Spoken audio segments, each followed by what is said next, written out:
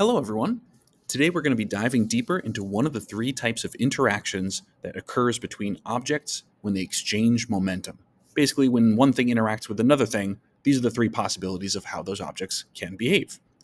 So the first is an elastic collision. Elastic collisions happen when one object runs into another, and the resulting effects afterward is that they separate or bounce apart. The opposite of this would be an inelastic collision. That's when an object approaches another, and when they collide, they actually stick together and move off as one object. So that's the difference. Elastic is a bouncy collision, inelastic is a sticky collision. Last is the opposite of a collision entirely, which is an explosion. And explosions don't have to be fiery or explosive in the sense that we usually think. It just means one object becomes several objects, which, if you think about it, an explosion in the real world does accomplish this. One thing becomes many thousands of things in the case of, let's say, a bar of TNT exploding. So those are the three interactions that we'll study in this class as we think about momentum. And particularly today, we're going to dive deeper into elastic collisions. So this is today's focus. Out of the three, this is the mathematically most complex, but it's really not much more complex than the others. Generally, it requires one additional step of math to account for how to predict what's going to happen in the future. So we have a separate lesson on it, but it's really no harder than the other two. Okay. So just to show you a couple examples, elastic collisions, again, are just things where objects collide, but then they bounce apart. So they do not stay connected after they collide. So all kinds of examples in the real world, a couple entertaining examples here for you. Gas particles are very close to having perfectly elastic collisions. So the air you're breathing right now is even having elastic collisions between molecules all the time. So you'll find these everywhere in the real world. Okay, so we're just going to do one practice problem today, and that one practice problem will take us a little while because we need to learn a new skill, but you'll find that the new skill is made out of old skills, just put together in a new order. So an elastic collision looks like this. There's two objects, they collide, and that's in the middle, and then they separate and bounce apart. So there's going to be a bumper cart example given here. So here's the prompt. Our sample problem is, an evil grandfather takes his granddaughter to the carnival in order to teach her how to attack others. So classy. The combined mass of the grandfather, the granddaughter, and their bumper cart is 320 kilograms, and their initial velocity, that is before the collision, is 5.4 meters per second.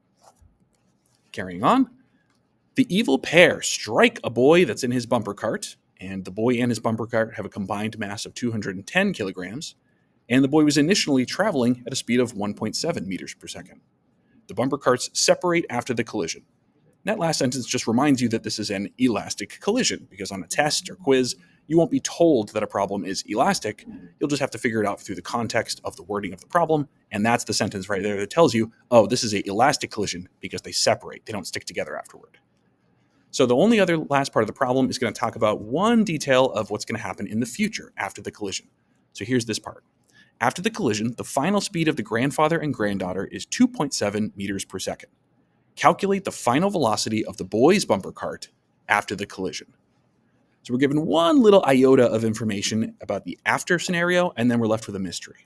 So how do we approach this problem? Well, there's a fair amount of work we need to do in sort of setting up the problem, but then the problem itself is going to go pretty quickly. So here's the setup. I'm going to start by taking all the information out of the problem, that is all the colorful numbers I highlighted, and just putting them in their proper place so that you can visualize what numbers matter where. So in the top left, you can see I've added that mass of the first object is 320, and the initial velocity of the first object is 5.4. Now, if you look really close, there's two subscripts to that letter V. There's a 1 to show that I'm talking about object 1, and then there's a tiny letter I next to it, and that I stands for initial.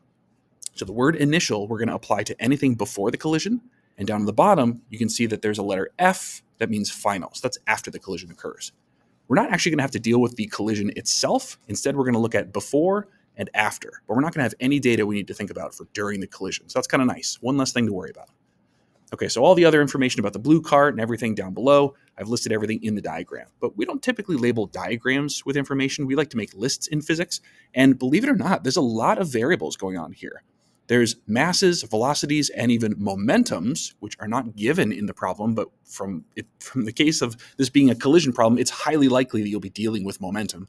So all I've done is I've listed those three variables, mass, velocity, and momentum, but there's two objects, so I have to do version 1 and version 2 of those three variables, and then there's additionally an after scenario where those 6 variables might have changed. So in total, there's 12 possible variables you could think about in this problem, even though it's just two objects hitting each other. So there's a lot of setup here, but again, the actual solving is going to be pretty straightforward. So let's just do what we always do. Let's try to fill in our list with all the things we know. And this is getting us a little more structured than just adding numbers to a picture. Okay, first thing we know, the initial mass of the first object is 320. The initial velocity of the first object is 5.4. We don't know the momentum, but we could pretty easily calculate that if we want. Let's just leave it blank for now. We know that the mass of object 2 is 210, and the velocity of object 2 is 1.7. Now, these are the conditions before the collision, so these numbers might change as time goes on. And one more time, we don't know the momentum off the get-go, but we could probably calculate that pretty easily if we wanted to. Okay, so that's the before information. So far, we're good with making our list of variables. We're kind of done with that. And now just we'll repeat the process for anything that we know after the collision. So the first question is, what is the final mass of object 1? Is it going to change from 320 or is it going to stay the same? It's going to stay the same. In our physics problems, we're not going to account for any changes in mass between objects. We're just going to assume things keep the same mass because realistically, that's pretty much what happens 99% of the time in collisions. There are exceptions, but we're not going to deal with that. Okay, the final velocity of that object after the collision is 2.7. Notice that that's a decrease from the original speed of 5.4. So this object slowed down after it collided with the blue cart. We don't know the momentum. Again, we could calculate it. Mass of the second cart, we will also assume has not changed. So it was 210 before, so it's still 210 after. And we don't know the final velocity, and I'm highlighting that because that was the thing they asked us for at the end of the problem. So that is our unknown. That's the thing we really want. Momentum, yeah, we don't know that. We'll probably have a clever way of figuring out the momentum, and if you're clever, you might think that the final solution is going to be taking the momentum of that blue cart at the end and using the mass of the blue cart and putting those together to find the velocity. And technically that is what we're going to do, but we're going to have a clever mathematical way of skipping over the individual steps and do the whole problem in one big go. So let's take a look at something called the law of conservation of momentum, which you would have learned before, but I'm bringing it back because we're going to turn this law into a formula, and then you'll just plug and chug into that formula and solve this problem. So here we go. What is the law of conservation of momentum? It basically says that if you have a bunch of objects and they collide or do anything like that, the total of all the momentums in all the objects before they collide will be equal to all the totals of all their momentums after they collide. So for example, if you had a momentum of one object and it was 10, and a momentum of another object was 5, then your total is 15. Well, after those two objects collide, that 10 plus 5 equals 15 might be a different combination of numbers, but they've still got to add it to 15. So it could be 12 and 3 or something like that. So the momentums before have to equal the momentums after, but only the total remains the same. The individual numbers could change. So here's what I'm about to do. I'm going to take this law that we just sort of converted into a formula. It's not a very pretty formula. It's just saying a bunch of letter P's. And I'm going to break this P, this momentum, into what its ingredients are. So what are the two ingredients for finding the momentum of an object? Well, momentum, we've learned so far, is equal to mass times velocity. So this big ugly equation here is actually technically what we can use to solve this problem. And it's not really its own unique equation. Instead, this is a clever rearrangement of the basic principle called the law of conservation of momentum. And this is a version of that law that has been turned into a formula that happens to be useful for elastic collisions, where you have two objects before and two objects after, and they're separate before and they're separate after. So you can see that I'm not kind of smushing them together. I'm having four separate terms, two before and two after.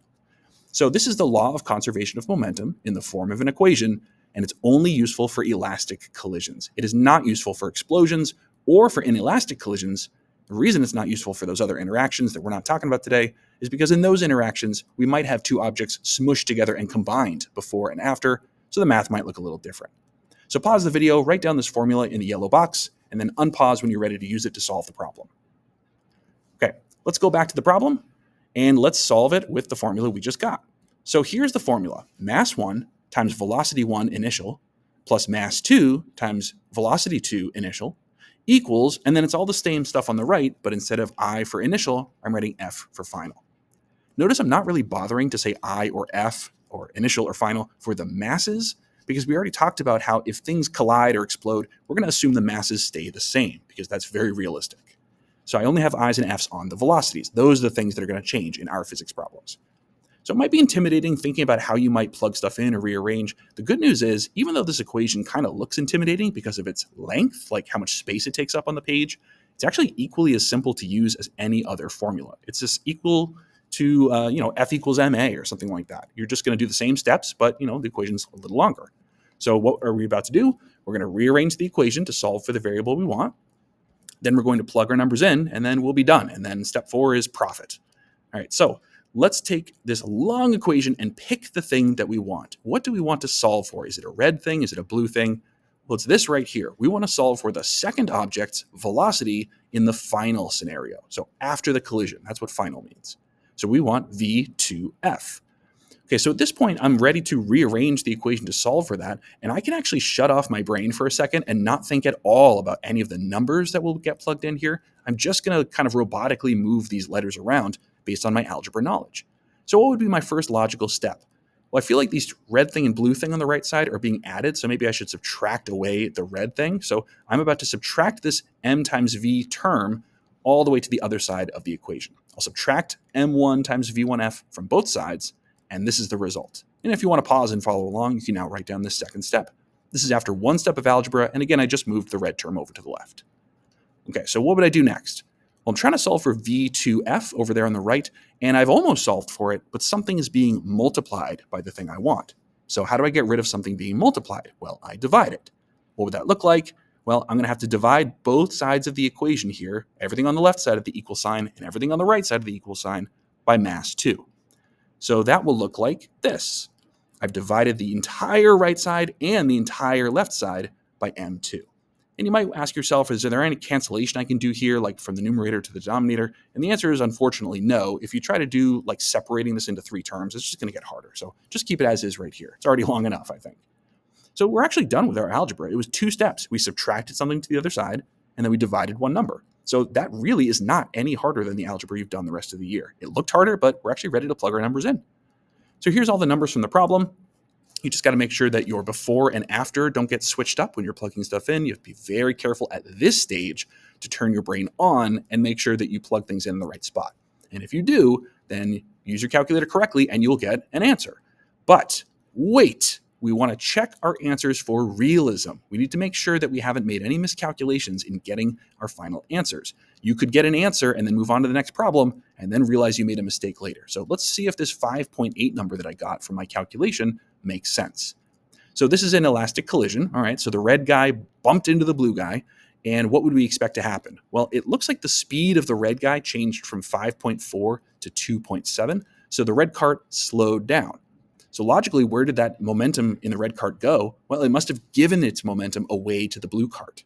So if the blue cart picked up extra momentum from the red cart, it should have sped up. So let's check that. Okay, the initial speed of the blue cart was 1.7, and according to our math, it's now 5.8. So yes, this is a realistic answer. We are good. We can be satisfied with this result. And my friends, you have just solved an elastic collision problem. It's the longest equation you'll see all year, and it really was just 2 steps of algebra and plugging numbers in. So be proud of yourself if you followed this along and felt pretty good about it. And if not, just rewind the video a couple minutes, watch it again, and then you'll be an expert. Okay, I'll see you in the next video. Good luck.